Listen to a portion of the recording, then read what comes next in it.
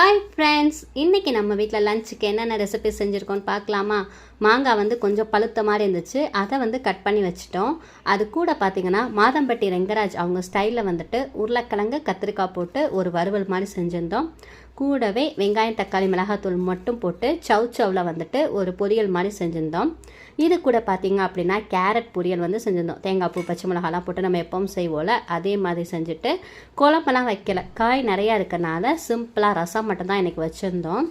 கூடவே white rice, அப்புறமா கெட்டியான தயிர் வச்சுருக்கோம்.